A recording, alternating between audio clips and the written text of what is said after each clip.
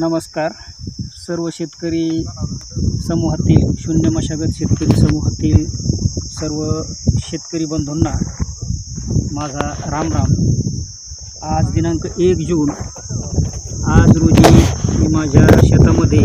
यासारखीची bed पाडायला सुरुवात केलेली आहे आणि सन्माननीय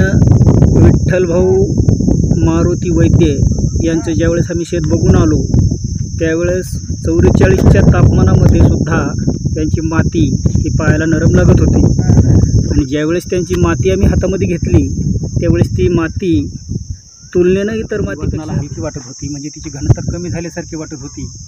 आणि त्यांच्या शेतामध्ये नेमका कपाशीच्या पराठ्याचा चुरा केलेला होता, त्याच्यामुळे पूर्ण शेतावर हे चांगल्या प्रकारे आच्छादन झालेलं होतं आणि म्हणून जेव्हापासून मी त्यांचं शेत बघितलं, जेव्हापासून त्यांचे सर्व व्हिडिओ बघितले, आदरणीय पूजनीय भडसावळे दादांचे सुद्धा काही व्हिडिओ बघितले, तुकाराम मोठे सरांचे व्हिडिओ बघितले, या सर्वांच्या मार्गदर्शनानं आणि ह्या सर्वांच्या कार्यातून जी काही प्रेरणा मिळाली त्यामुळं आम्ही सुद्धा आता असं ठरवलं की आपण सुद्धा SRT पद्धतीच्या शेतीला सुरुवात करायची आणि ह्या भूमातीची हलवाहलव न करता ह्याच्यामध्ये जैवविविधता निर्माण करून हिला पुनर्जीवित करण्याचं काम करायचं। हे एक प्रकारे चांगलं पुण्यकर्म ठरल्या जाईल आणि भविष्यात आपलंही उत्पादन वाढलं जाईल आणि यानंतरच्या पिढीकडं आपण चांगल्या पद्धतीची जमीन त्यांच्या स्वाधीन केली असं होईल। आता यापुढं कदाचित मी सुद्धा 20 वर्षापर्यंत हे बेड मोडणार नाही आणि मला असंच सतत वैद्यभाऊंचं मार्गदर्शन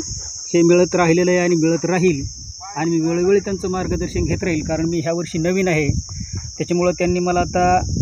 व्हिडिओच्या माध्यमातून सांगावं की याच्यामध्ये सुरुवातीचं तणनाशक जरी कमी पाऊस पडला तरी कोणतं तणनाशक याच्यावर आता बीजनाशक फवारलं पाहिजे आणि जर काही गवतं उगून आले वालाव्यामुळं तर त्याच्यासोबत आणखी दुसऱ्या एखादं कोणतं तणनाशक फवारावं लागेल का, ह्याला खताचं व्यवस्थापन कसं केलं पाहिजे, ह्याला पाण्याचं व्यवस्थापन कसं केलं पाहिजे, ह्याच्यामध्ये तुरीचे पाटी लावले तर चालतील का किंवा आणखी काही केलं चालेल का। कारण माझं खालचं शेत जेव्हापासून मी यासारखीचे व्हिडिओ बघतो तेव्हापासून खालच्या शेतामध्ये आता पाऊस पडायची वेळ झाली तरीसुद्धा कुठलीच मशागत घेतलेली नाही। तर आमचं कृषी विज्ञान केंद्र जालना भडसावळे दादा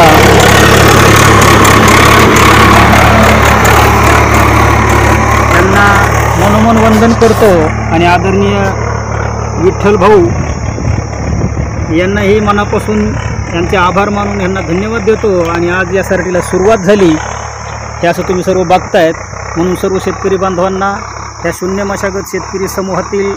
माझ्या सर्व शेतकरी मित्रांना राम राम घालतो आणि आजपासून मी SRTला सुरुवात केली असं सांगतो। राम राम।